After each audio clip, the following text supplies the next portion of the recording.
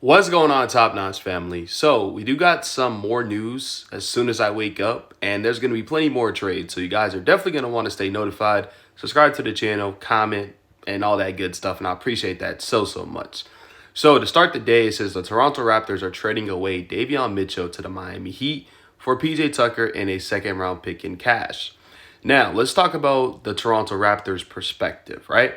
So, they get a player in PJ Tucker, which they're probably not going to keep. They're probably going to buy him out, sure, right?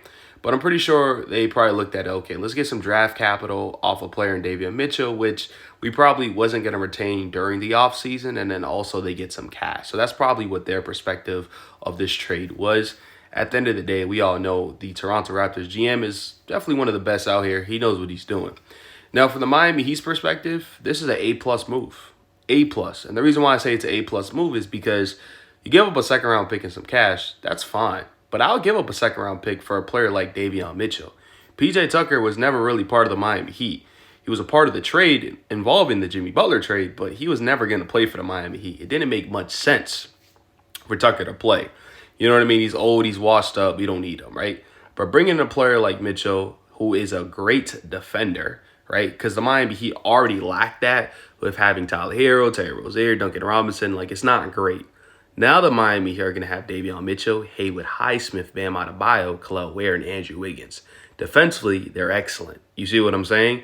Offensively, Davion Mitchell has been improving with the Toronto Raptors, averaging about 6.3 points a game, 1.9 rebounds, 4.6 assists, while shooting 43% from the field. But also in his last 10 games, right, he's averaging about 25 minutes a game, shooting 54% from the field, shooting 47.6% from the three-point line, 100% for the free throw line, 1.4 rebounds, 5 assists, 0.1 blocks, 0.5 steals, and about 2.9 personal fouls, which is high, but it's because he gambles a lot, and that's what happens when you play good defense, right?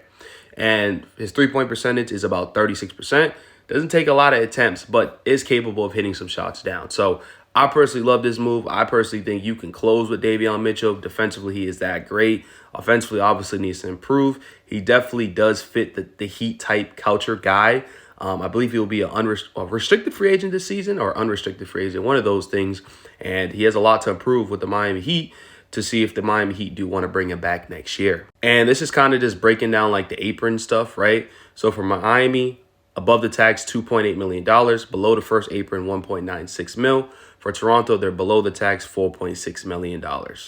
And it also said Dale gets the Heat under the first apron, but still more than $2 million away from getting under the tax. So this move definitely helps out the Miami Heat financially, but it also helps the Miami Heat by improving their roster. So shout out to the Miami Heat. Let me know what you guys think and follow for more.